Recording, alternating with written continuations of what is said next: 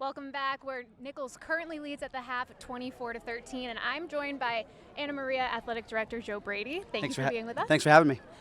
So you're only a few months in, but what have you been seeing so far? How has the welcoming been for you? The welcome's been great. I mean, I think that to come back home after graduating here, there's still a lot of people that have been here, still working here, and they've been really welcoming and glad to have me back, which I guess is a good thing. So it's been real exciting. Now, you said welcome you back. You were a student athlete here, and then you were also a coach while here.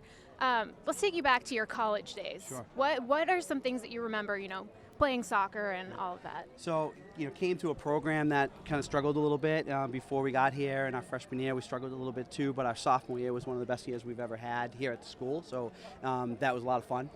And just, being part of a program to try to build a program, I really kind of enjoyed that. After going to St. John's, and we won an awful lot of games there. So that, to play with guys that, I went to high school with, I had an opportunity to do that as well. So that was a lot of fun, but just being a part of a program to try to build the program was a lot of fun. And then making the move from a student athlete to a coach, what were some, I don't know, difficulties, but challenges that you saw from that, because you're on the other end now? Well, one of the biggest challenges was I was coaching student athletes or students that I went to school with. So I literally had just graduated with some of them, and then they were in the classroom with me. So that was probably the biggest challenge. Because I was 21 years old literally when I got the job, and they were 20. So but that other than that, and I really didn't do a whole. I did a little bit of coaching, but I wasn't coaching. Didn't think that was going to be my career, and ended up being it for 18 years.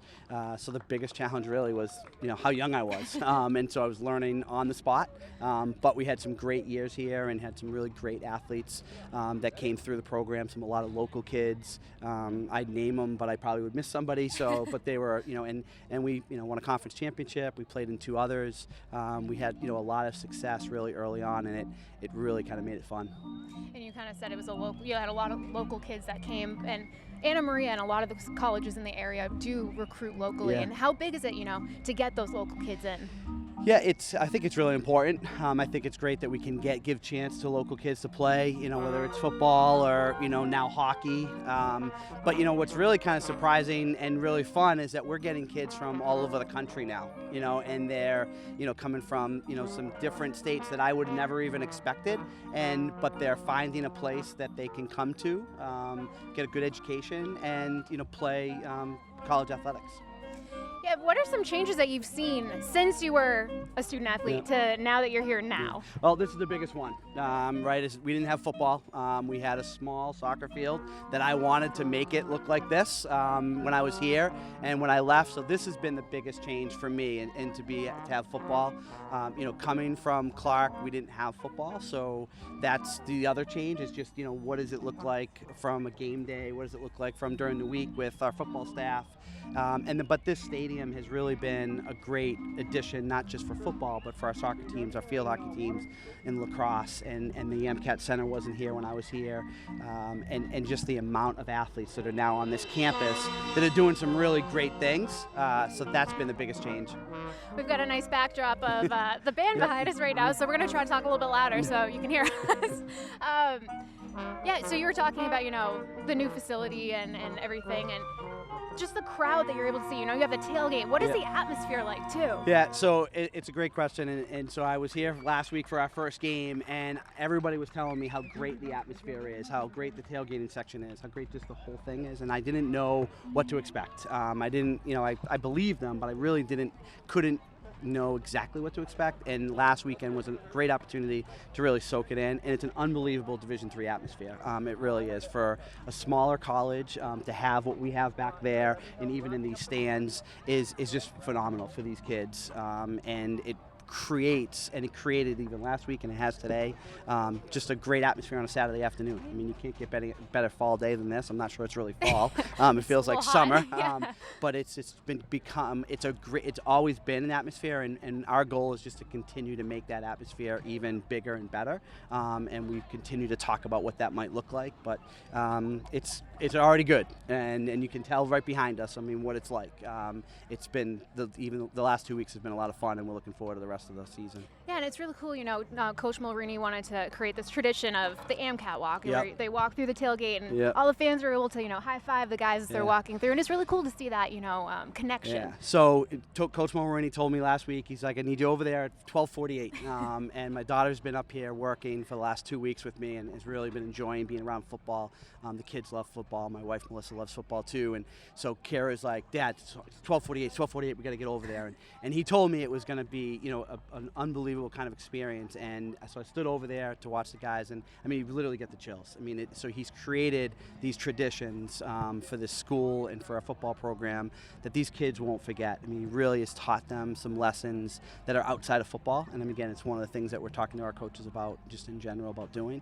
And that walk is a perfect example. And they understand the importance of these guys, people behind us watching the games. And, we went out there for the second one, and my son wasn't here, my wife, and watched it with them. And the same kind of feeling you get. It was really cool. Really Now, cool. you left Clark, and also leaving Clark that year was Coach Phillips. Yep. We had this big retirement party for him. Yep. And then, not even a month later, Yep. he's back with you. Are we going to have another retirement party? Let's hope or- not. Let's hope not. We're not doing it again. Coach Burles and I are not giving him a retirement party again. We promise everybody that. So, it just kind of happened a little bit, and it was one of those things where they both were ready to retire and ready to do something different. And the positions that we've kind of put them in and created a little bit are perfect positions for them. Coach Burles has got a real knack of making relationships with people, and so in his job, he's going to really do a great job. And we know that Coach Phillips is committed to the alum, committed to the student athlete, committed to the community, and that's really kind of what his first kind of couple weeks have been like. Everyone is like, oh, you're leaving Clark and you're going to get away from them. And nope, now they're following me. Following you back, yeah. But it's I'm not following them. They're now following me. But it's been great having them on campus. I mean, they both coached here.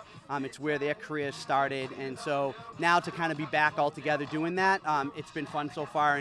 And what we're looking forward to is what the next kind of couple of years really look like with them being part of that.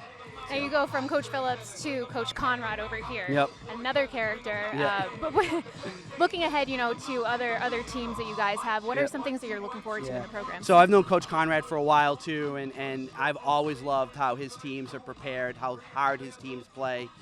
And what he does with his kids, both on and off the court as well. And so I've been really looking forward to kind of being part of that and being part of basketball up here with him and watching his teams kind of continue to grow in the GNAC. And the thing is, I think what he has that he can do is offer a lot of experience to a lot of younger coaches. I mean, the staff is a lot of young coaches that are getting into the business, but have done a great job so far. They recruit really hard. They're teaching their kids the right things. And our fall teams are doing really good. Our field hockey team had a great win, conference win today. Our men's soccer team had a great win on the road for a conference win. Our women's soccer team has won a couple of games in the last couple of weeks and have really played really well. They had a tough loss today, but they had a great tie on the road, for a conference point. So we're excited about, and volleyball is doing, is playing real hard too. So we're excited about it. We're excited about hockey. We've got 2 really big recruiting classes with our men's team and our women's team. And all of our teams really have healthy rosters and are really looking forward to kind of taking that next step. So I'm really excited about it.